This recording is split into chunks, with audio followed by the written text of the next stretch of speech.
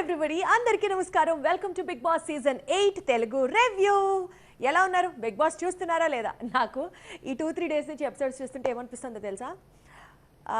ఊర్లో వాళ్ళు కొట్టుకుంటే ఎట్లుంటుంది చూడాలి అని అనుకునేవాళ్ళు నిజంగా పల్లెటూర్ల దగ్గరకో లేకపోతే పంపుల దగ్గరకో వెళ్తే బిందెలు పట్టుకొని కొట్టుకునే ఫైట్ చూడొచ్చు. చాలా ఆర్గానిక్గా ఉంటుంది. అదే సెలబ్రిటీలు కొట్టుకుంటే ఎట్లుంటుందో చూడాలనుకునే వాళ్ళు బిగ్ బాస్ మాత్రం చూస్తే అర్థమైపోతుందేమో అనిపిస్తుంది నాకు. గత 2-3 రోజుల నుంచి ఎపిసోడ్లు చూస్తుంటే దేవుడా, జుట్టు పట్టుకొని పొట్టు లాక్కొని కొట్టుకుంటుంటే ఎంతలా ఉంటుందో అంత అనిపిస్తుంటుంది. But one point what I sincerely feel ఏంటంటే, వాళ్ళందరూ అట్లా కొట్టుకోవడం అరుచుకోవడం అది మనం ఒక ప్రోగ్రామ్ లాగా బయట నుంచి చూస్తున్నాం. కానీ పాపం ఆ సిచ్యువేషన్లో ఉన్న వాళ్ళకి ఎంత కష్టం ఉంటుంది తెలుసా? మీరు బిగ్ బాస్ చూస్తూ ఉంటే మీకు అర్థమైపోయి ఉంటుంది. బేసికల్గా బయట కన్నా బిగ్ బాస్ హౌస్లో కొంచెం ఫుడ్ తక్కువే ఉంటుంది, నిద్ర తక్కువే ఉంటుంది, ఫిజికల్ యాక్టివిటీ బోల్డ్ ఉంటుంది, అలిసిపోతూ ఉంటారు, కోపం, ఫ్రస్ట్రేషన్, మీలా వాళ్ళకి కలపడ్డు, నేను చేసేది కరెక్టా తప్ప, నన్ను మళ్ళీ 10 కెమెరాలు చూస్తూ ఉంటాయి, జనాలు ఓట్లేస్తారు, జడ్జిమెంట్లు, పాపం ఎంత మెంటల్ స్ట్రెస్ అండ్ ట్రామా అయితే. But still huge round of applause to all the contestants, ఎందుకంటే వాళ్ళు పాపం చాలా కష్టపడుతున్నారు. Bigg Boss season 8 infinity entertainment మనకు అందించడం కోసం Bigg Boss team is trying so hard and contestants are also really doing a fabulous job. Cut చేస్తే మనం ఎనలైజ్ చేయాలి రివ్యూని, ఎందుకంటే ఓట్లు వేసేది మనమే కాబట్టి మనకంటూ ఒక క్లారిటీ ఉండాలి. కాబట్టి 100% ఈ రివ్యూ ఎపిసోడ్లో డీటెయిల్డ్గా కాదు, బట్ షార్ట్గా, స్వీట్గా, ఓవరాల్గా మీరు ఏది మిస్ అవ్వకుండా కంటెంట్ ఎలా డెలివర్ చేయాలో నేను అలా చెప్పడానికి ప్రిపేర్ అయ్యేసాను అనమాట. సో స్టార్ట్ చేద్దాం. సో బేసికల్గా నామినేషన్స్ అయిపోయిన తర్వాత ఈసారి 2 క్లాన్స్ ఉన్నాయి. ఒకటి శక్తి క్లాన్ అండ్ ఇంకొకటి Kantara clan. Shakti clan is led by Nikhil and Kantara clan is led by Abhay అనమాట. So Prabhavati is back, Prabhavati 2.0 is back. ఇది ఈ వారం ఇచ్చిన టాస్క్ లగ్జరీ బడ్జెట్ కోసం. ఇక్కడ ఏంటంటే కోడిగుడ్లని కలెక్ట్ చేయాలి. ఏ క్లాన్ దగ్గర అయితే ఎక్కువ ఎగ్స్ ఉంటాయో వాళ్ళు విన్నర్స్గా ఉంటారు. సరే, అదంతా మనం చూస్తున్నాం. This is the overall content of the game. అయితే ఇప్పుడు మనం ఈ పర్టికులర్ టాస్క్ గురించి మాట్లాడితే, నిన్న గేమ్ అయిపోయేసరికి, మొన్నటి ఎపిసోడ్ అయిపోయేసరికి శక్తి క్లాన్ అంటే నిఖిల్ క్లాన్ ఎక్కువ ఎగ్స్తో ఉన్నాయి, ఫాలోడ్ విత్ నెక్స్ట్ మన కాంతారా క్లాన్ వాళ్ళకి తక్కువ ఎగ్స్ ఉన్నాయన్నమాట. సో ఏం జరుగుతుంది? ఆబ్వియస్లీ తక్కువ ఉన్న ఎగ్స్ ఉన్న క్లాన్లోంచి ఒక సభ్యుడిని మీరు ఎలిమినేట్ చేయాల్సి ఉంటుంది అని బిగ్ బాస్ చెప్తారు ఆదేశాల ప్రకారం. So Nabeel is a very good player from ఆ క్లాన్ కాబట్టి, అబ్బాయిస్ క్లాన్ కాబట్టి నబీల్ని ఎలిమినేట్ చేస్తామని అనుకుంటారు వీళ్ళందరూ, నిఖిల్ వాళ్ళ బ్యాచ్మేట్స్ అందరూ కలిసి. అప్పుడు బిగ్ బాస్ ఒక చిన్న ట్విస్ట్ ఏమిస్తాడంటే, నబిల్ ఇక నుంచి జరగబోతున్న ఈ గేమ్లో సంచాలకుగా వ్యవహరిస్తాడు అని అంటాడు. సో నబిల్ తన సెట్ ఆఫ్ రూల్స్ అండ్ రెగ్యులేషన్స్ని ప్రిపేర్ చేసుకొని సంచాలకుగా తను పర్ఫెక్ట్ ఉంటాడనమాట. ఇక్కడ నబీల్ గురించి ప్రస్తావన వచ్చింది కాబట్టి what I personally feel is, మిగిలిన వాళ్ళు ఆ స్ట్రెస్లో కానీ లేకపోతే గొడవలు పడడంలో కానీ టంగ్ లూజ్ అవ్వడంలో కానీ అట్లా అంతా ఉంటే, నబీల్ మాత్రం పర్ఫెక్ట్గా చాలా డిసిప్లిన్డ్గా ఒక జెంటిల్ మ్యాన్ లాగా ఆడుతున్నాడని నాకు అనిపిస్తుంది. ఎందుకంటే ఎక్కడ టంగ్ లూజ్ అవ్వడు, ఎక్కడ అబ్యూజివ్ లాంగ్వేజ్ వాడడు, ఎక్కడ ఇతరుల మీద ఫిజికల్గా వెళ్ళి వాళ్ళని harm or strain or Bigg Boss ప్రాపర్టీకి డ్యామేజ్ వచ్చేలాగా బిహేవ్ చేయట్లేదు. చాలా బ్యాలెన్స్డ్గా వెళ్తున్నాడు అనిపిస్తుంది. అండ్ ఆ జెంటిల్మెన్ నేచర్ ఆఫ్ నబీల్కి నాకైతే మాత్రం 100/100 ఇచ్చేయాలి అన్నది నా పర్సెప్షన్. ఓకే, సో ఇక్కడ దాకా జరుగుతుంది. సో వన్స్ నబీల్ సంచాలక్ అయిన తర్వాత తను కొన్ని రూల్స్ అండ్ రెగ్యులేషన్స్ పెడతాడనమాట. లైక్ ఫర్ ఎగ్జాంపుల్, బజర్ వినపడక ముందర రెడ్ లైన్ క్రాస్ అవ్వకూడదు ఎవరు, అండ్ ఎగ్స్ని ప్రొటెక్ట్ చేసుకోవాలి కానీ లోపలేసేసుకొని, ఎస్పెషల్లీ ఉమెన్ కార్డ్ ప్లే చేస్తూ ప్రొటెక్ట్ చేసుకోకూడదు. అండ్ థర్డ్ వన్ ఇంకొకటి వచ్చేసి, ఎగ్స్ కలెక్ట్ చేసే చోట చేతులు ఇట్లా ఓపెన్గా పెట్టి కలెక్ట్ చేసుకోవాలి కానీ ఇట్లా పెట్టి చేయకూడదు. అలా తన రూల్స్ అండ్ రెగ్యులేషన్స్ ఏవో నబీల్ చెప్తాడు. నబీల్ ఇలా ఎక్స్ప్లెయిన్ చేసేటప్పుడు ఈలోపు ఏమవుతుందంటే, సోనియా వచ్చేసి, అంటే ఫ్రమ్ నిఖిల్స్ క్లాన్ నుంచి సోనియా వెళ్ళి కాంతారా క్లాన్లో ఎగ్స్ ఒక 3 ఎగ్స్ దొంగతనం చేస్తుంది. దొంగతనం చేసిన తర్వాత తనే దొంగతనం చేసినప్పుడు నేనెందుకు చేయకూడదు అని చెప్పేసి, so Yashmi from Kantara clan వచ్చేసి వీళ్ళ టీంలోకి వెళ్ళి 6 గుడ్లని దొంగతనం చేసేస్తుంది. సో బేసికల్గా ఇక్కడ నబీలు గేమ్ ఆడడానికి రూల్స్ అండ్ రెగ్యులేషన్స్ చెప్తాడు. అంటే మీ ఎగ్స్ని మీరు ప్రొటెక్ట్ చేసుకోవాలి అని అంటాడు కానీ దొంగతనం చేయకూడదు అని ఎక్కడా లేదు. కాబట్టి అక్కడ కొంచెం డిస్కషన్ జరుగుతుంది సోనియాకి నబీల్కి. లేటర్ ఆన్ సోనియా గుడ్లు ఎత్తేస్తుంది, తినెత్తేసింది కదా అని చెప్పి నేను ఎందుకు ఎత్తేయకూడదు అని చెప్పి యష్మి వచ్చి గుడ్లు ఎత్తేస్తుంది. అండ్ ఇక్కడ రచ్చ రంబోలా యష్మి వర్సెస్ నిఖిల్ జరుగుతుంది అనమాట. సో నిఖిల్ ఏమో నువ్వు అలా దొంగతనం చేయకూడదు అంటాడు, యష్మి ఏమో అవును నేను కాదు స్టార్ట్ చేసింది, మీ టీం మెంబరే స్టార్ట్ చేసింది, నువ్వు వెళ్ళి సోనియాకి చెప్పు అంటాడు. సో మొత్తానికి అక్కడ కొట్లాట ఎంతలాగా అవుతుందంటే, బేసికల్గా గేమ్ అంటేనే యష్మికి ఫుల్ హైపర్ అయిపోతూ ఉంటుంది. ఎస్పెషల్లీ ఈ టాస్క్లో ఇంకా కొంచెం హైపర్ అయిపోయింది అనమాట. నిఖిల్ వచ్చేసి కొంచెం కూల్ అవడానికి సెటిల్ డౌన్ అంటుంటాడు. బట్ అసలు యష్మి ఎక్కడ తగ్గదు, ఇంకా రెచ్చగొడుతూ ఉంటుంది. నిఖిల్ కూడా రైజ్ అయిపోతూ ఉంటాడు. ఈ లోపు ఆదిత్య ఓం వచ్చేసి నువ్వు చాలా మెచ్యూర్డ్గా, నువ్వు ఇట్లా అవ్వకూడదు అని చెప్పి కొంచెం కామ్ డౌన్ చేసి తీసుకెళ్ళిపోతాడు. ఇక్కడతో అది కూడా కంప్లీట్ అయిపోతుంది. అండ్ అక్కడితో బిగ్ బాస్ ఎన్ని గుడ్లు ఎవరి దగ్గర, ఏ క్లాన్ దగ్గర ఎన్నెన్ని ఉన్నాయో ఒకసారి చెప్పండి అని అంటాడు. శక్తిస్ క్లాన్, నిఖిల్స్ క్లాన్ దగ్గర ఏమో వాళ్ళకి 90+ గుడ్లు ఉంటాయి. వెరస్ వీళ్ళకేమో చాలా తక్కువ గుడ్లు ఉంటాయి అనమాట. అరౌండ్ 30 గుడ్లు దాకా ఉంటాయి అనమాట, ప్లస్ ఆర్ మైనస్. సో నేను ఎగ్జాక్ట్గా ఆ ఫిగర్ గుర్తుంచుకోలేదు. సో ఇది ఫస్ట్ రౌండ్ అయ్యేసరికి definitely Nikhil's team, Shakti's clan will be in the leading అనమాట. నెక్స్ట్ అక్కడ నుంచి సెకండ్ రౌండ్ అనౌన్స్ చేస్తాడు బిగ్ బాస్. ఈ సెకండ్ రౌండ్ వచ్చేసి మూవింగ్ ప్లాట్ఫామ్ అనమాట. మూవింగ్ ప్లాట్ఫామ్ ఏంటంటే ఒక్కొక్క క్లాన్ నుంచి ఒక సభ్యుడు రావాల్సి ఉంటుంది. ఒక మూవింగ్ ప్లాట్ఫామ్ మీద హోల్స్ ఉంటాయి. ఆ హోల్స్లో ఎగ్స్ పడాలి. ఆ ఎగ్స్ పడిన స్కోర్ యాడ్ అవుతుంది అనమాట వీళ్ళ టోటల్ కలెక్షన్ ఆఫ్ దీనికోసం. నాకు ఇక్కడ అర్థం కానిది ఏంటంటే అబ్బాయికి అన్యాయం జరిగింది అని అంటే మొన్నటి రోజు మనకి ఎపిసోడ్ కనుక చూస్తే అబ్బాయి వర్సెస్ నిఖిల్ ఒక టాస్క్ జరుగుతూ ఉంటుంది. అందులో స్టిక్స్ విరిగిపోయాయని చెప్పి అబ్బాయి ఆ స్క్వేర్ బాక్స్లోంచి బయటకు వెళ్ళిపోయాడని చెప్పి సోనియా డిస్క్వాలిఫై చేస్తుంది అనమాట. సో సోనియా డిస్క్వాలిఫై చేసిన దాన్ని బిగ్ బాస్ ఏమీ తనకి అనుకూలంగా స్పందించలేదు. కాబట్టి బిగ్ బాస్ ఈ విషయం మీద అన్ఫేర్ కాదు, నేను చేసింది రైటే అని నాకు చెప్పే వరకు నేను ఏ టాస్క్ ఆడను అని చెప్పి అబ్బాయి వెళ్ళిపోతాడు. సో అబ్బాయి గేమ్లో లేడు, అబ్బాయి వెళ్ళిపోయాడు. అబ్బాయి is a chief of a clan. So అబ్బాయి గేమ్లో లేడు, నాకు బిగ్ బాస్ ఆన్సర్ చెప్పే వరకు నేను అసలు ఏం చేయను అనుకున్నప్పుడు ఈ మూవింగ్ ప్లాట్ఫామ్ టాస్క్లో పర్టికులర్గా ఆ క్లాన్ నుంచి అబ్బాయి రాకుండా ఉంటే బాగుండని నాకు అనిపించింది.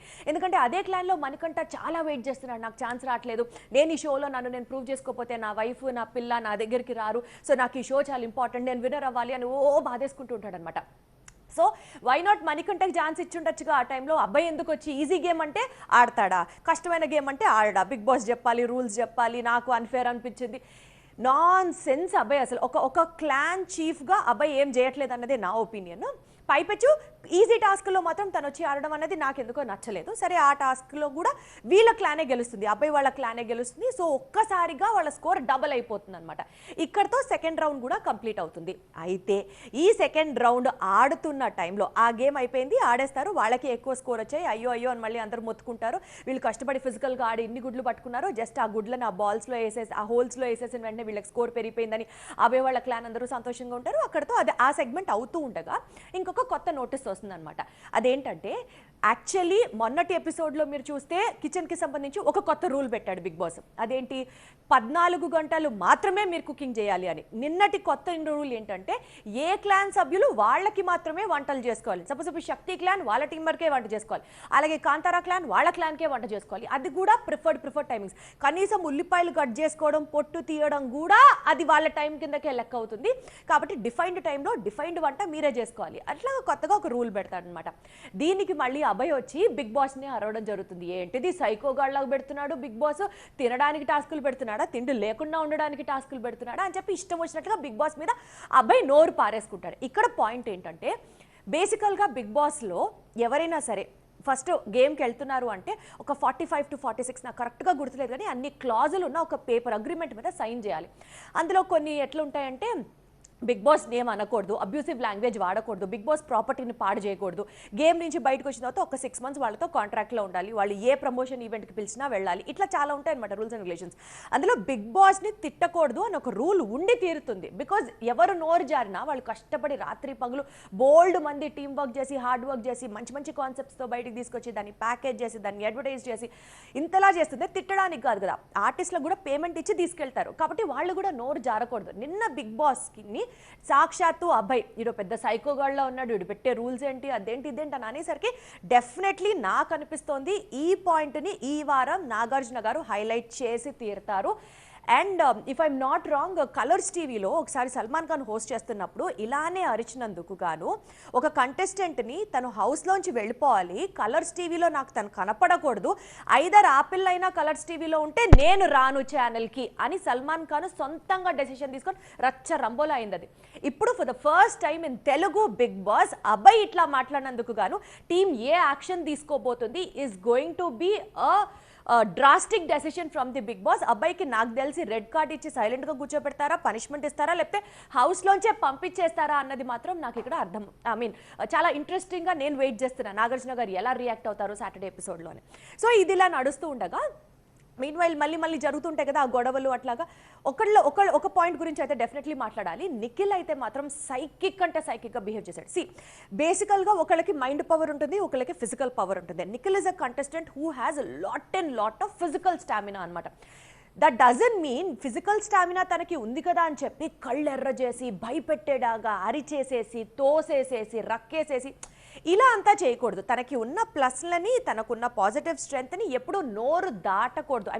నోరు జారకుండా చాలా పద్ధతిగా కూడా బిహేవ్ చేయొచ్చు, బికాజ్ అది వాళ్ళకి ఒక అడిషనల్ స్ట్రెంగ్త్ కాబట్టి. బట్ ఎందుకో నాకు నిఖిల్ అలా బిహేవ్ చేసినట్టు అనిపించలేదు. నిఖిల్ వర్సెస్ ప్రేరణ కానీ ప్రేరణను తోసేస్తాడు, కంటెస్టెంట్స్ని తోసేస్తాడు, ఆ గుడ్లను తీసుకొచ్చి ఇసిరేస్తాడు, మొత్తం గుడ్లన్నీ చెల్లా చెదురైపోతాయి. ఇంతలా కొట్టుకుంటూ ఉంటే అబ్బాయి అయితే మాత్రం నాకేం పట్టదన్నట్టు కొట్టుకుంటే కొట్టుకో, తీసుకుంటే తీసుకో, నా గుడ్లు కూడా నువ్వే తీసుకోండి. యాక్చువల్లీ ఒక్కొక్క టీము వాళ్ళు కలెక్ట్ చేసిన గుడ్లని జాగ్రత్తగా దాచుకోమని బిగ్ బాసే చెప్తాడు. ఈ అబ్బాయి అనేవాడు చీఫ్ అయి ఉంటాడు, క్లాన్ హెడ్ అయి ఉంటాడు, తను సరిగ్గా ఆడట్లేదు, మొన్నటి నుంచి ఏ టాస్క్లు పర్ఫామ్ చేయట్లేదు, ఈజీ టాస్క్లు మాత్రం ఆడొచ్చి వెళ్ళిపోతాడు. పైగా తన టీమ్మేట్స్ ఎగ్స్ని డిఫెండ్ చేస్తుంటే ఏం డిఫెండ్ చేయక్కర్లేదని ఇట్లా వదిలేసేసరికి మొత్తం అన్ని గుడ్లన్నీ పోతూ ఉంటే అవతల వాళ్ళకి అది ప్లస్ అవుతుంది కదా. సో మణికంఠకి ఈ పాయింట్ దగ్గర నచ్చనమాట. సో మణికంఠ కొంచెం ఫైర్ అవుతాడు. వీళ్ళిద్దరి మధ్యలో అసలు నువ్వేం క్లాన్ చీఫ్, ప్రొటెక్షన్ చేసుకోండి అని ఎవరైనా చెప్తారు, మీరేంటి అసలు అట్లా ప్రొటెక్షన్ చేయకుండా డిఫెండ్ చేసుకోకుండా అట్లా వదిలేస్తున్నారు అని చెప్పి మళ్ళీ రచ్చ రంబోలో అవుతుంది. మణికంఠ మైక్ ఇసిరేసి అక్కడికి వెళ్ళిపోతాడు. సో ఇదొక సెగ్మెంట్ నడుస్తుంది. అండ్ ఇంకొక సెగ్మెంట్ ఏంటంటే ప్రేరణ వర్సెస్ విష్ణుప్రియ. ఈ ఎపిసోడ్ నాకు చాలా చాలా చాలా చీదరగా అనిపించింది. అండ్ ఐ ఫౌండ్ విష్ణుప్రియ అలా మాట్లాడకుండా ఉంటే బాగుండు అనిపిస్తుంది. బేసికల్గా యష్మి అండ్ ప్రేరణ మాత్రమే అబ్బాయి క్లాన్ నుంచి అమ్మాయిలు అయ్యుండి చాలా బాగా ఆడుతున్నారు. ఉమెన్ కార్డ్ ఎక్కడ ప్లే చేయకుండా అబ్బాయిలు అయితే ఏంటి అమ్మాయిలు అయితే ఏంటి మేము ఈక్వలే అన్నట్టుగా ఆడుతున్నారు. అంతవరకు it is fine. And Yashmi గురించి మనకు తెలిసిందే, టాస్క్ అన్న వెంటనే కొంచెం హైపర్ అయిపోతూ ఉంటుంది, ఎవరిని పట్టించుకోదు. సో అది కూడా దట్ ఈస్ యష్మిస్ క్యారెక్టర్. దానివల్ల ఇతరుల మనోభావాలు దెబ్బతినే విధంగా మాట్లాడలే. అయితే మనకి ఆ అరుపులకి ఆ గొంతు అంతంత గట్టిగా అరుస్తుంటే కొంచెం విసుగ్గా అనిపిస్తుంది కానీ but she is not wrong anyways. So అది ఇక ప్రేరణ విషయంలో ప్రేరణ కూడా పాపం చాలా కష్టపడుతూ ఆడుతుంది గేమ్. నిన్న ఇన్ఫ్యాక్ట్ ప్రేరణ యష్మి వీళ్ళ గేమ్ చూస్తుంటే మనకు కొంచెం అయ్యో పాపం ఎంత బాగా ఆడుతున్నారు వీళ్ళ ఆడపిల్లలు, ఎంత కష్టపడి ఆడుతున్నారో నా ఫీలింగ్ వస్తుంది. కానీ ప్రేరణకి కొంచెం నోటి దూలానే చెప్పచ్చు.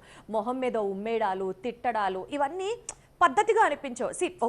నాకు ఇష్టం లేదు అన్నదాన్ని పలు రకాలుగా ఎక్స్ప్రెస్ చేయొచ్చు, నువ్వు ఇది చెయ్యొద్దు అన్నదాన్ని పలు రకాలుగా ఎక్స్ప్రెస్ చేయొచ్చు. ప్రతిదానికి ఒక లిమిట్, ఒక రేంజ్ అనేది ఉంటుంది. అక్కడే మన క్యారెక్టర్ని చూసి మనకి ఓట్లు పడతాయి. This is what I strongly believe. And Prerana కొంచెం ఆ బ్యాలెన్స్ తప్పుతుంది అన్నది ఒక పాయింట్. గుడ్లని కాపాడుకోవడానికి సీత అండ్ విష్ణుప్రియ ఇట్లా చైన్ లాగా పట్టుకొని ఉంటే ప్రేరణ మధ్యలోకి దూరడానికి ప్రయత్నం చేస్తుంది. అక్కడ ప్రేరణ వర్సెస్ విష్ణుప్రియ జరిగిన ఫైట్లో తూ అని తిట్టుకుంటారు, నీకు అసలు క్యారెక్టర్ లేదు అని ప్రేరణ తిడుతుంది. నాకు క్యారెక్టర్ లేదా, సరే మరి నువ్వు పెద్ద పతివ్రత అన్నట్లు సేమ్ అంటుంది విష్ణుప్రియ ఈ మాటలు. ఇవన్నీ ఒక పెద్ద ఛానల్లో ఒక పెద్ద ప్లాట్ఫామ్ మీద చాలా చిల్లరగా అనిపిస్తూ ఉంటుంది ఇట్లా తిట్టుకుంటూ ఉంటే. డెఫినెట్లీ నాకు తెలిసి ఈ అంశాల గురించి కూడా నాగార్జున గారు మాట్లాడతారు. ఎందుకంటే క్యారెక్టర్ లేదా, నువ్వు పెద్ద పతివ్రతవా, నీకు ఇంట్లో అమ్మ నాన్న లేరా, సరిగ్గా పెంచలేదా, ఈ మాటలు అన్నీ ఇలాంటి షోలో వినకూడనివి. ఎందుకంటే ఆట అనేది ఆట వరకే, ఆ టాస్క్ వరకే. రేపు మళ్ళీ ప్రేరణ విష్ణుప్రియ ఒకే టీంలో కలిసి ఆడొచ్చు ఇంకొక నెక్స్ట్ వీక్ టాస్క్. సో మరి అంత పర్సనల్గా వెళ్ళి తిట్టుకోవడం నాకైతే నచ్చలేదు. ఈ మాటకి నయనిక డైలాగ్ ఏంటి, నిన్ను క్యారెక్టర్లెస్ అని అన్న వెంటనే నువ్వు లాగిపెట్టి కొట్టకపోయావా, నువ్వు తిరగబడకపోయావా అంటుంది విష్ణుప్రియని. ఇక్కడతో ఈ ఎపిసోడ్ క్లోజ్ అయిపోతుంది. అండ్ మనకు తెలిసిందే ఫ్రైడే ఎపిసోడ్ చాలా జుజ్జుబ్బీలానే నడుస్తుంది. సాటర్డే ఈ వారం ఎలిమినేట్ అవ్వడానికి ఎక్కువ ఆస్కారం either to Nikhil or to Abhay ఉంది అన్నది నా ఎస్టిమేషన్. ఎందుకంటే ఓటింగ్ పరంగా చూసుకున్నా, లేకపోతే నిఖిల్కి చాలా నెగిటివిటీ ఉన్నా, లేకపోతే అసలు on the basis of disciplinary grounds మీద అభయ్కి రెడ్ కార్డ్ ఇచ్చి పంపించేసినా ఆశ్చర్యం లేదు అన్నది ఉంది. కాబట్టి that's all for this week. Next week మళ్ళీ నామినేషన్స్ ఎపిసోడ్లో ఇంకా బోలెడు విషయాలతో మీ ముందుకు వచ్చేస్తాను. Attend stay tune to Sakshi TV.